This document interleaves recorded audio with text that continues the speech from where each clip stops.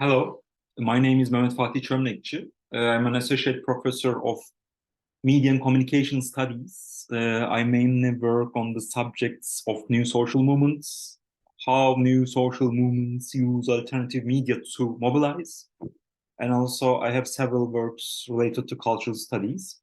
Today, I'm going to talk about our recent research article, which was published in Antipode and co-authored by Professor Serhat Güney.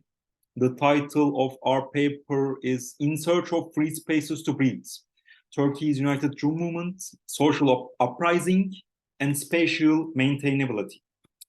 Our study delves into the social spatial practices of United Jew Movement, which is a social movement organization, a grassroots organization that drew inspiration from neighborhood forums of the Gezi Park protests in Turkey, which took place in 2013.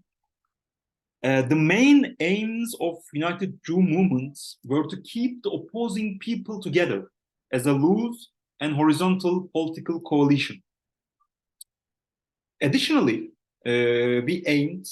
our paper aimed to help geographers to better understand how long-term political organizing benefits from spatial affordances in the context of social movements in Turkey, but also how these movements run into some challenges and obstacles, speaking of long-term focused social movement organizations. First of all, I would like to say that it was a field study that was completed nearly in 3 years of time with an ethnographic approach. We conducted a total of 32 face-to-face in-depth interviews with active members of United Jew Movement, in addition to field notes and participant observation. We worked in different provinces of Turkey. It was a multi-site research, which was conducted in several provinces of Turkey, like I said before, and in Berlin, an important place for oppositional Turkish migrants. We didn't just focus on the peak of mobilization for a social movement, but rather we concentrated on the long term, and we tried to observe the practices of a social movement organization that seeks a permanent social change. We used the conceptual approach of Poletta, free spaces of social movement organizations in which they feel emancipated and counterproductive. Our main argument was that the counter sides of politicization and symbolic places like Taksim, Kadıköy, Kızılay in Turkey, which traditionally hosts countercultural and political entities that are engraved on the social movement's memory. This formed the social spatial base of solidarity networks and the long-term political organizing of United Jew Movement. That was our first argument.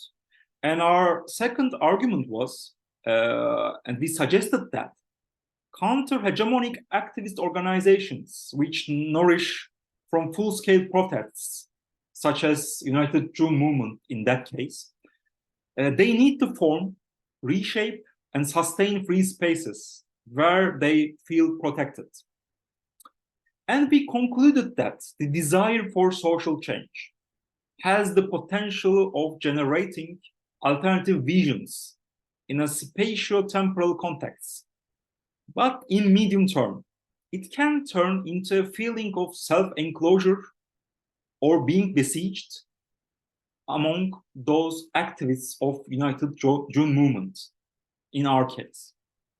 When those activists lack tangible accomplishments for social change and feel the increasing pressure of the authorities,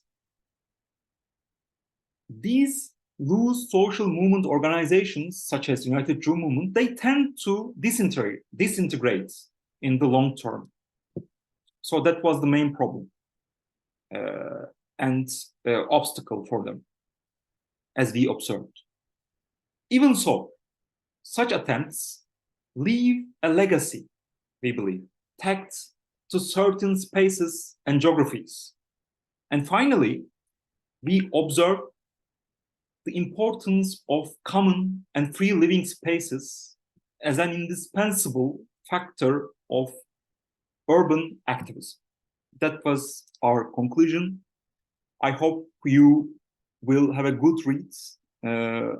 Thank you for listening.